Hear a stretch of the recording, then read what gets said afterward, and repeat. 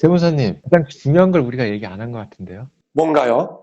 네, 시장 참여자들이 가장 기다렸던 거는 취득세 중과 완화 혹은 한시적 완화였는데요. 네, 이 부분에 대해서 우리가 얘기를 하진 않았어요. 뭐 민생 무슨 토론회? 네, 명목으로 해서 그렇게 총출동하셨는데 여기서 이제 행안부 차관님이랑 기재부 1차관님께서 이 어제 발표문에 없는 내용들을 좀 언급을 하셨어요. 아, 그래요? 네, 그게 중요하죠. 단기 6년으로 네, 주택임대사업자 제도가 부활한다라는 네. 내용이 포함되어 있는데 이 부분은 또 시장에 어떤 영향을 미칠지. 예시로 돼 있죠. 예로 해서 6년 그리고 아파트 제외. 아파트 제외. 이게 컸죠. 우리 20년 8월에 이제 문정부에서 등록 민간임대주택 사업자인가요? 정확한 명칭이 민간 등록임대주택 사업자인가요? 네, 그걸 이제 폐지하고 딱 1년 전에 이제 우리 윤정부의 2023 그 경제정책 방향에서 하나만 좀 회복을 시켜줬죠. 원복을 10년. 또 아파트 제외. 10년은 아파트 포함 아닌가요? 아파트 제외입니다. 아, 아파트 제외인가요? 네, 아, 그럼 뭐 6년도 아파트 제외될 가능성이 있겠네요. 맞습니다. 예. 이거 지금 다들 이제 투자자분들께서는 이제 아파트가 포함되느냐, 네, 그걸 보고 계시고요. 네, 아파트가 포함되지 않을 경우 또 금액 제한이 걸리겠죠. 이게 분명히 걸릴 이유가 터인데, 그럼 틈새 시장이라 하면은 재개발 정도가 아닐까라는 생각이 들고요. 지금 투자자분들이 먼저 가실 만한 데가 이제 사업이 한 초중반이 이제 재개발 6년 이상 걸리니까 임대사업자를 묻고 이제 세제 혜택을 받지 않을까.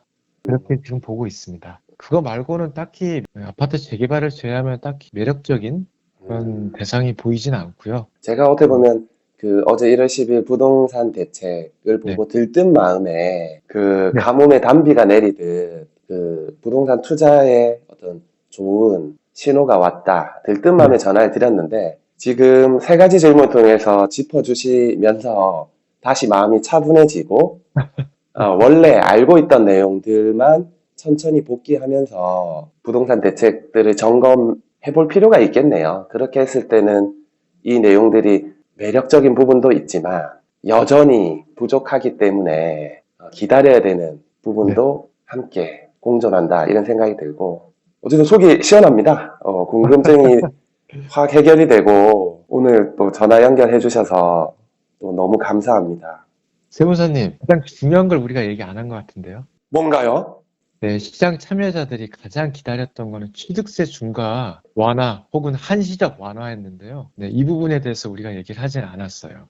제가 급하게 또 연락을 드리다 네, 보니까 그 부분에 가장 중요한 대해서는 거고, 생각을 못 했는데, 네, 뭐 보유세라든지 양도세 완화를 해준다 하더라도 진입장벽인 취득세가 하고 있으면은 적용이 되기 어렵겠죠.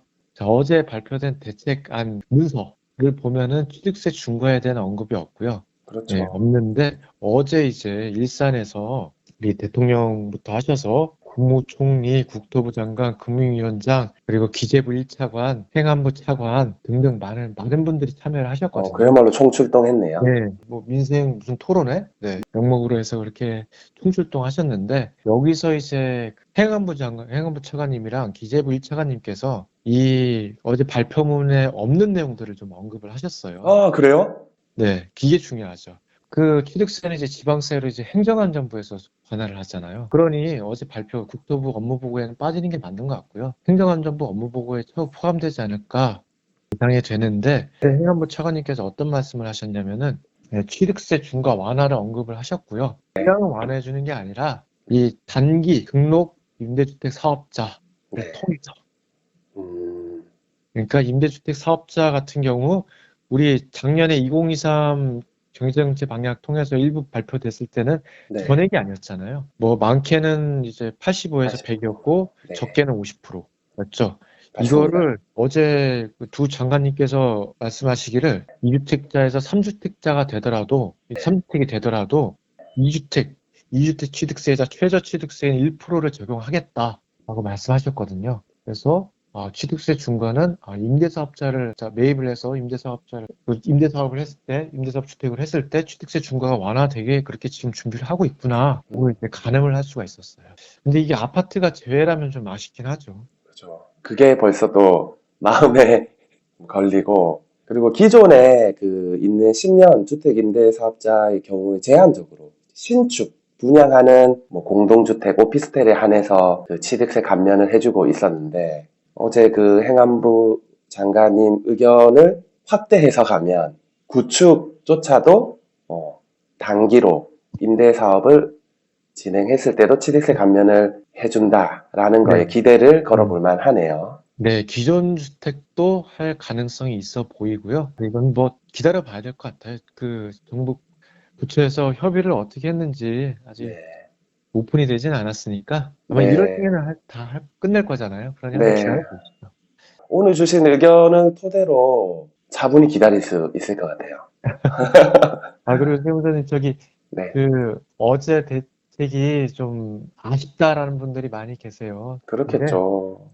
이게 음, 우리 대책의 근본 목적이 이제 부동산 시장을 활성화해서 PF를 정상화시키겠다는 건데 어제 안으로는 부동산 시장 활성화는 어려워 보입니다. 거래량이 늘어난다든지 그러면서 이제 시세가 어느 정도 추가적으로 회복된다든지 이런 건 좀 어려워 보이고요. 그래서 아마 시장이 좀 반응이 미미하면 아마 추가적 대책이 나올 가능성도 있으니까 분위기 좋지 않나요? 추가 대책도 나오고 그리고 또 네. 신계약 특례도 풀리고 3월이든 6월이든 이제 미국 기준금리도 인하되면은 좀 더 이게 차차 회복되지 이게 한 번에 확 이렇게 올라가는 건 좀 어렵지 않을까? 맞습니다.